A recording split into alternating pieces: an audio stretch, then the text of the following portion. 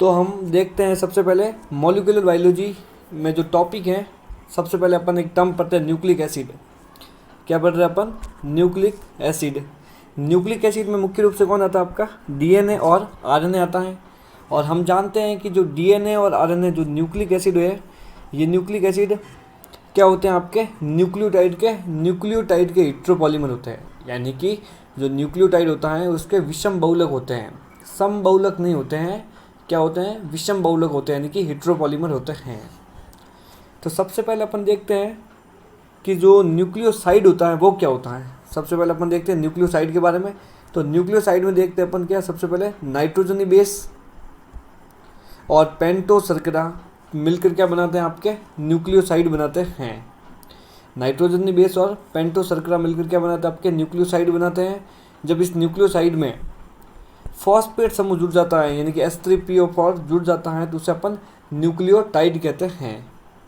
जब न्यूक्लियोटाइड का बहुलकीकरण होता है, पॉलीमराइजेशन होता है, तो पॉलीन्यूक्लियोटाइड श्रृंखला बनती है, जिसमें अपन डीएनए या आरएनए देखते हैं। नाइट्रोजनी बेस जो होते हैं वो मुख्य रूप से दो प्रकार के होते हैं। नाइट्रोजनी बेस मुख्य रूप से दो प्रकार के कौन कौन से? प्यूरिन और पायरिमिडिन। प्यूरिन में आपकी एक रिंग होती है, जबकि पायरिमिडिन में दो रिंग होती हैं। और अगर दो रिंग होती है, इसको एक्स्ट्रा जो रिंग होती है उसे इमिडाजोल वाले भी कहा जाता है। प्यूरिन में अपन का एडेनिन और ग्वानिन देखते हैं, जबकि पायरिमिडिन में अपन साइटोसिन, थाइमिन और यूरेसिल देखते हैं। थाइमिन का और एक दूसरा नाम होता है, वो होता है आपका 5-मीथाइल यूरेसिल। ठीक है। तो डीएनए में अपन देखते हैं तो एडेनिन, ग्वानिन और साइटोसिन और थाइमिन देखने को मिलता है, अर्थात इसमें यूरेसिल जो होता है एब्सेंट होता है डीएनए में।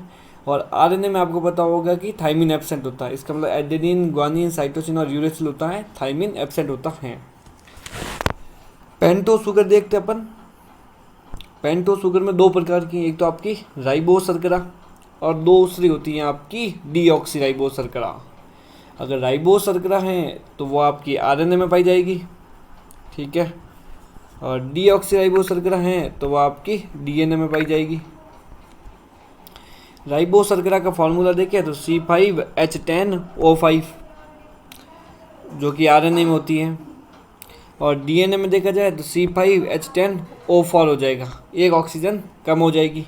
क्योंकि आपको पता है आरएनए में क्या है, एक OH समूह होता है सेकेंड कार्बन पर, जो क्या करेगा? अतिरिक्त क्रियाशील होता है, जिसकी वजह से आरएनए में उपस्थित है, तो जिसकी वजह से आरएनए आपका अनस्टेबल होता है। आगे देखते हैं। वैसे तो अपन क्या देखेंगे, ये जो मैंने आपको बताया कि सेकेंड नंबर कार्बन पर अतिरिक्त OH समूह ऑक्सीजन होती है, अर्थात सेकेंड नंबर कार्बन पे OH होने की वजह से क्या होता है, ये आरएनए को क्या बनाते हैं? अधिक क्रियाशील, यानी कि स्थायित्व को कम कर देती है। तो राइबोस शर्करा और डीऑक्सीराइबोस शर्करा में से अगर पूछा जाता है कि स्थायित्व यानी कि स्टेबिलिटी किसकी ज़्यादा होती है, तो आपका डायरेक्ट आंसर होगा डीएनए का स्थायित्व ज़्यादा होता है। और कुछ कारण और भी हो सकते हैं, बट आपको मेनली ये ध्यान रखना है। मोटी यहाँ पे स्ट्रक्चर का आपको ध्यान रखना है, ठीक है। स्ट्रक्चर कैसे बनती है वो आपको पता रखना है, ठीक है। वैसे आपको मैं बता देता हूँ एक बार स्ट्रक्चर के बारे में भी, ये देख लो आप, डायरेक्ट है ये ऑक्सीजन, ये आपको स्ट्रक्चर आपको मोटा क्या ध्यान रखना है इसमें। यहाँ पर क्या है, नाइट्रोजन बेस जुड़ता है यहाँ पर, ठीक है। तो यहाँ पे मैं देखता हूँ OH, यहाँ पे क्या था आपका हाइड्रोजन, यहाँ पे हाइड्रोजन और यहाँ पे OH। ये OH के था सेकेंड नंबर कार्बन पे है ना, ठीक है। उसके बाद यहाँ वापस आपका H, यहाँ पे वापस OH, यहाँ पे CH2OH हो जाएगा, ठीक है। ये आपको ध्यान रखना है। अब इसकी कोई ज़रूरत तो है नहीं, मिटा देते इसको, ठीक है। और यहाँ पे ध्यान रखना, डीएनए में है तो सेकेंड नंबर पे हाइड्रोजन होता है, जबकि आरएनए होगा तो सेकेंड नंबर पे आपका OH समूह होता है। आगे बढ़े। न्यूक्लियोसाइड किसे कहते हैं? पेंटो शर्करा प्लस नाइट्रोजन बेस को अपन कहते हैं न्यूक्लियोसाइड कहते हैं। क्या? पेंटोज शुगर प्लस इसके साथ क्या था आपका नाइट्रोजनी बेस को क्या कहेंगे अपन? न्यूक्लियोसाइड कहते हैं। ये क्या है? पेंटो शर्करा है, इसके साथ क्या जुड़ा हुआ है? नाइट्रोजनी बेस, क्या बन गया आपका? न्यूक्लियोसाइड। नाइट्रोजनी बेस और पेंटो शर्करा के बीच में कौन सा बंध पाया जाता है? Beta N glycosidic bond. बिल्कुल एग्जाम में पूछने लायक क्वेश्चन है। नाइट्रोजनी बेस और पेंटो शर्करा के बीच में कौन सा बंध होता है? तो नाइट्रोजनी बेस और पेंटो शर्करा के बीच में आपका बीटा एन ग्लाइकोसाइडिक बॉन्ड होता है। ठीक है, और ये क्या है? पेंटो शुगर और नाइट्रोजनी बेस के मध्य में आपको मैंने बता दिया कि बीटा एंड ग्लाइकोसाइडिक बॉन्ड होता है, या आप सिर्फ ग्लाइकोसाइडिक बॉन्ड भी कह सकते हैं। उसके बाद ये क्या आपका न्यूक्लियोसाइड हो गया, और इसमें अगर न्यूक्लियोसाइड के अंदर फॉस्फेट समूह जुड़ जाता है, क्या फॉस्फेट समूह जुड़ जाता है, तो उसे अपन फॉस्फो एस्टर बॉन्ड भी कहा जाता है।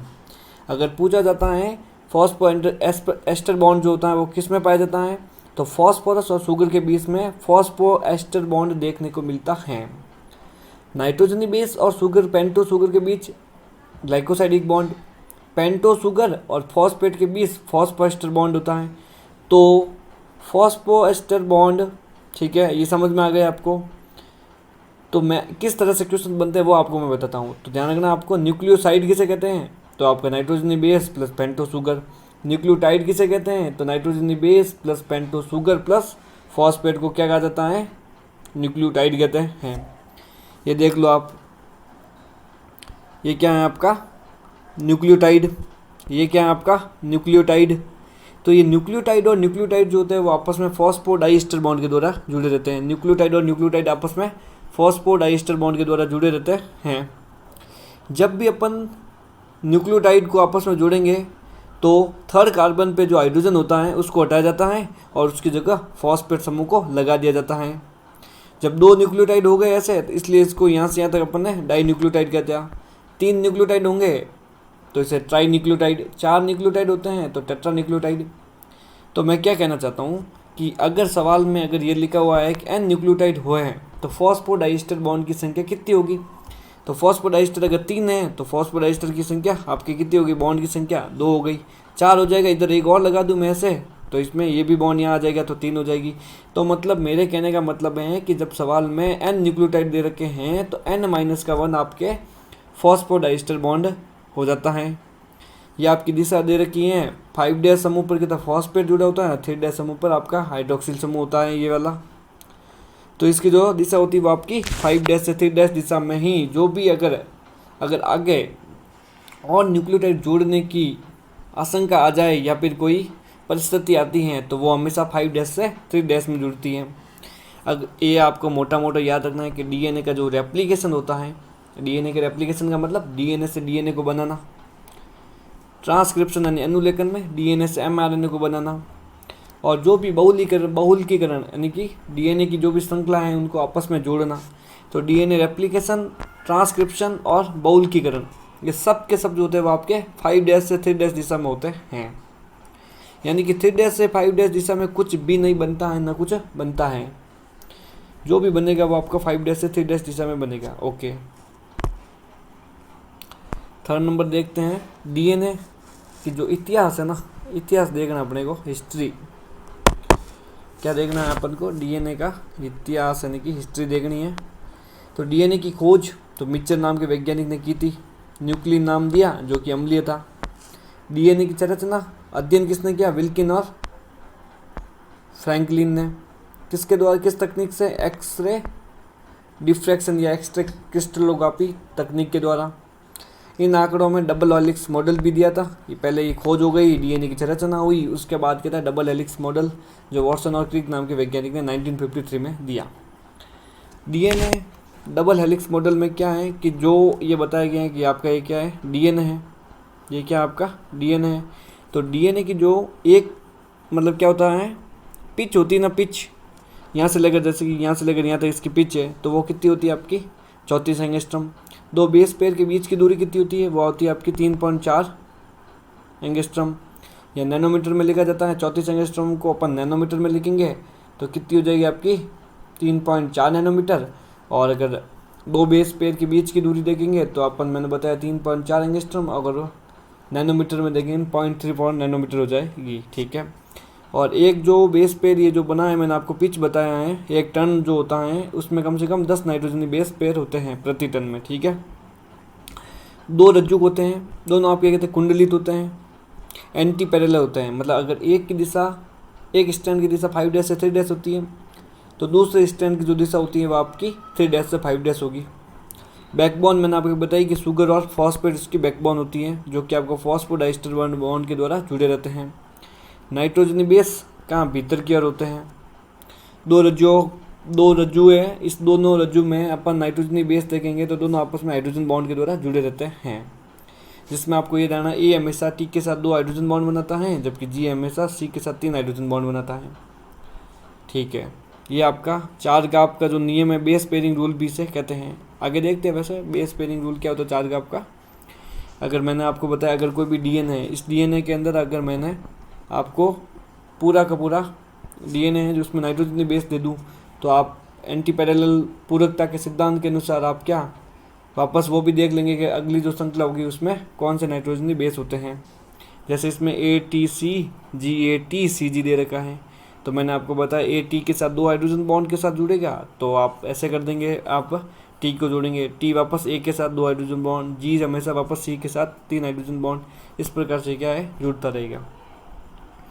डीएनए के सैंपल लेते हैं। डीएनए के सैंपल में क्वेश्चन दे रखा है कि डीएनए के सैंपल में अगर 40% क्या है आपके पास, एडेनिन, 40% क्या है, एडेनिन है, तो अगर पूछ रहा है ग्वानिन कितना होगा, तो भाई कैसे देखेंगे, अभी देखते हैं इस क्वेश्चन को। आप बताओ 40% क्या दे रखा है, सॉरी 40% दे दिया है आपको एडेनिन, तो सीधी सी बात है 40% भी क्या होगा आपका थाइमिन। 20% पीछे बचे जिसमें से ग्वानिन और साइटोसिन होंगे, तो ग्वानिन हो गया आपका 10% और साइटोसिन भी हो गया आपका 10%। पूछा क्या ग्वानिन, तो आंसर क्या जाएगा आपका 10%। ठीक है,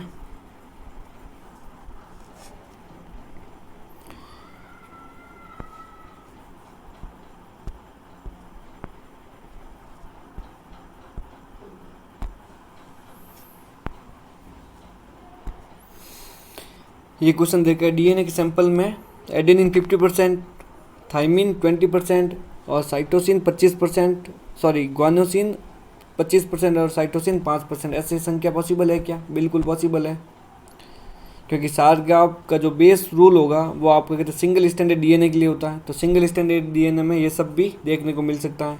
और सिंगल स्टैंडर्ड डीएनए किस में होता है, कॉलीफेज इंटू 174 वायरस के अंदर देखने को मिलेगा। ठीक है, आगे देखते हैं। चार्गाफ का नियम डबल स्टैंडर्ड डीएनए के लिए मान्य होता है, सिंगल स्टैंडर्ड डीएनए या सिंगल स्टैंडर्ड आरएनए के लिए मान्य नहीं होगा। चार्गाफ का नियम क्या कहता है कि प्यूरिन जितने होंगे उतने पैरिमिडिन होंगे, तभी तो क्या दो डीएनए के बीच की जो लेंथ वगैरह होती है वो आपकी हमेशा बनी रहती है। तो प्यूरिन जैसे A+G = T+C पैरिमिडिन, तो A+G/C+T करेंगे तो क्या था आपका 1 आ जाएगा। और ये भी बताया कि A+T/C+G कांस्टेंट होता है और भिन्न जातियों के लिए भिन्न भिन्न भी होता है। दो बेस पेयर के मध्य की दूरी 3.4 एंगस्ट्रम होती है। एक कंप्लीट टन या पिच में कितने 34 एंगस्ट्रम होता है। 10 बेस पेयर प्रति टन होते हैं, मैंने आपको बताया। डायमीटर देखा जाए डीएनए का, ये जो डीएनए होता है ये ऐसे है आपका, जो भी इसका जो ये डायमीटर होता है वो आपका 20 एंगस्ट्रम का होता है। जो अपन के सिलेबस में जो डीएनए होता है वो आपका राइट हैंडेड हेलिक्स होता है, और बीटा डीएनए या बी डीएनए अपन देखते हैं जो वॉटसन और क्रिक ने दिया था। Left handed DNA helix DNA जो होता है वो आपका जेड डीएनए होता है। जीनोम किसे कहते हैं, हैप्लॉइड डीएनए या हैप्लॉइड क्रोमोसोम की जो मात्रा होती है उसे अपन जीनोम भी कहते हैं। अब देखा जाए कि मानव के अंदर कितने बेस पेयर होते हैं, तो मानव की जो हैप्लॉइड कोशिका होगी उसमें 3.3 इंटू 10⁹ बेस पेयर होंगे, और अगर डिप्लॉइड सेल होगी तो 6.6 इंटू 10⁹ बेस पेयर हो जाएंगे। इकोलाई क्या होता है, प्रोकैरियोट्स, तो इसमें क्या होंगे 4.6 इंटू 10⁶ बेस पेयर होते हैं इकोलाई में। डिप्लॉइड मात्रा तो हो ही नहीं सकती क्योंकि इसमें सिंगल स्टैंडर्ड डीएनए होगा। लैम्डा फेज में देखा जाए तो आपका 48,502 बेस पेयर होते हैं। 5 इंटू 174 जिसमें आपका सिंगल स्टैंडर्ड डीएनए होता है उसमें 5386 क्या होते हैं, न्यूक्लियोटाइड्स होते हैं, क्योंकि सिंगल स्टैंडर्ड होता है। दो बेस पेयर के मध्य की दूरी मैंने आपको बताई कितनी 3.4 एंगस्ट्रम, या मैं लिख सकता हूँ 3.4 × 10⁻⁻10 मीटर। तो टोटल बेस पर कितने होते हैं 6.6 × 10⁹ बेस पे डिप्लॉयड कोशिका के अंदर, ठीक है। तो इन दोनों को मल्टीप्लाई करूँगा 6.6 × 10⁹ और 3.4 × 10⁻10, तो लेंथ ऑफ ह्यूमन डीएनए कितनी आती है आपकी 2.25 मीटर आएगी, 2.2 मीटर आती है, जो कि इस बार नीट एग्जाम में 2021 में आया था ये क्वेश्चन, ठीक है। डीएनए की पैकेजिंग देखते हैं। तो डीएनए की पैकेजिंग सबसे पहले अपन प्रोकैरियोट्स में देखते हैं। तो प्रोकैरियोट्स का जो अंदर क्या है आपका कोशिका द्रव्य होता है, उसमें आपका क्या था न्यूक्लियोइड होता है, यानी कि केंद्रक पाया जाता है। और प्रोकैरियोट्स जो बैक्टीरिया हैं उसमें केंद्रक आपका एब्सेंट होता है। डीएनए आपका द्विरज्जुक होगा, बट कैसा होता है सर्कुलर होता है। ये क्वेश्चन बनने के पूरे सान से कैसा होता है सर्कुलर होता है। अगर पूछा जाए रेखीय होता है तो भाई रेखीय तो किस में होंगे यूकैरियोट्स में। कोशिका द्रव्य जो डीएनए जो होता है द्विरज्जुक या वृत्ताकार डीएनए कोशिका द्रव्य के क्षेत्र में पाया जाता है, जिसे केंद्र का अवयव न्यूक्लियोइड भी कहते हैं। हिस्टोन प्रोटीन आपके एब्सेंट हो जाएंगे और अन्य धनात्मक प्रोटीन डीएनए को लूप के रूप में व्यवस्थित भी रखते हैं, जो कि इसमें प्रोकैरियोट्स में पाए जाते हैं। यूकैरियोट्स में अपन डीएनए पैकेजिंग देखते हैं। तो यूकैरियोट्स में डीएनए पैकेजिंग में अपन डीएनए हिस्टोन प्रोटीन के रूप में न्यूक्लियोजोम का निर्माण करते हैं। हिस्टोन प्रोटीन क्या होता है, हिस्टोन प्रोटीन पॉजिटिव चार्ज वाले होते हैं और इसमें आर्जिनिन और लाइसिन सर्वाधिक मात्रा में क्या पाए जाते हैं अमीनो अम्ल इसमें पाए जाते हैं, जो कैसे होते हैं आपके बेसिक यानी कि सारी होते हैं। और 5 प्रकार के हिस्टोन प्रोटीन भी होते हैं, H1, H2A, H2B, H3 और H4, ठीक है। H2A, H2B, H3 और H4 के सभी दो अणु मिलकर हिस्टोन ऑक्टामर का निर्माण करते हैं, जिस पर डीएनए को 2 बार घुमाया जाता है। ये आपका हिस्टोन ऑक्टामर है, इस पर कितना डीएनए से 2 बार घुमा रहता है, ठीक है। H1 या इसे लिंकर हिस्टोन भी कह सकते हैं। न्यूक्लियोजोम, न्यूक्लियोजोम किसे कहते हैं डीएनए प्लस हिस्टोन ऑक्टामर को, हिस्टोन संकुल को अपन न्यूक्लियोजोम भी कहा जाता है। इसमें आपके टोटल 200 बेस पेयर डीएनए इसमें सम्मिलित होता है न्यूक्लियोजोम में। क्रोमेटिन की संरचनात्मक या पुनरावृत्त इकाई होती है न्यूक्लियोजोम। बीड्स ऑन स्ट्रिंग मतलब न्यूक्लियोजोम मतलब क्रोमेटिन पे क्या पता है न्यूक्लियोजोम पाए जाते हैं। तो बीड्स ऑन स्ट्रिंग का मतलब कहता है जो स्ट्रिंग होती है डोरी होती है उस पर कहता है बीड्स यानी मणि कैसे पाई जाती है। इसी प्रकार से ये आपके देख सकते हो जो आपकी बीड्स होती है ना स्ट्रिंग जो होती है उस पर कहते हैं बीड्स पाए जाते हैं। तो इसकी क्या है कंपेरिजन किया गया है। ये आपके न्यूक्लियोजोम के अणु होते हैं। न्यूक्लियोजोम होता है जो एक प्रकार के क्रोमेटिन पे ऐसे लपेटे हुए होते हैं। तो डीएनए की पैकेजिंग देखते हैं अपन। सबसे पहले सिंपल डीएनए होता है ऐसे। जब डीएनए की पैकेजिंग में इसके न्यूक्लियोजोम बनेगा तो आपकी क्या था ये क्रोमेटिन पे न्यूक्लियोजोम क्या हो जाएंगे गूंथने लग जाएंगे।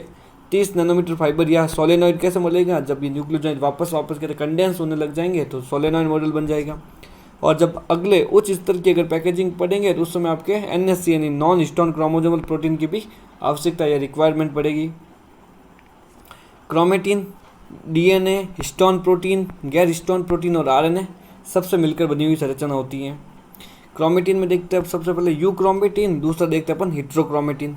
यू क्रोमेटिन में क्या देखेंगे अपन जो ओपन क्रोमेटिन होता है यानी जो ढीले बंधे हुए होते हैं हल्के रंग के होते हैं और अनुलेखन में सक्रिय होते हैं। हेटेरोक्रोमेटिन क्लोज क्रोमेटिन होते हैं अर्थात वो टाइटली बाउंडेड होते हैं मतलब टाइटली बंधित होते हैं। और डीएनए प्लस हिस्टोन संकुल इसमें मतलब कैसा दृढ़ होता है गहरे रंग का होता है और अनुलेखन के रूप में निष्क्रिय होते हैं आपके, ठीक है। ओके गाइज, तो thank you for watching my video. अगर आपको मेरा वीडियो अच्छा लगा है तो प्लीज़ सब्सक्राइब कर देना और बेल आइकन पर ऑल पे क्लिक कर देना ताकि सारी आपको नोटिफिकेशन मेरे वीडियो की मिलती रहे। Okay guys, thank you for watching my video.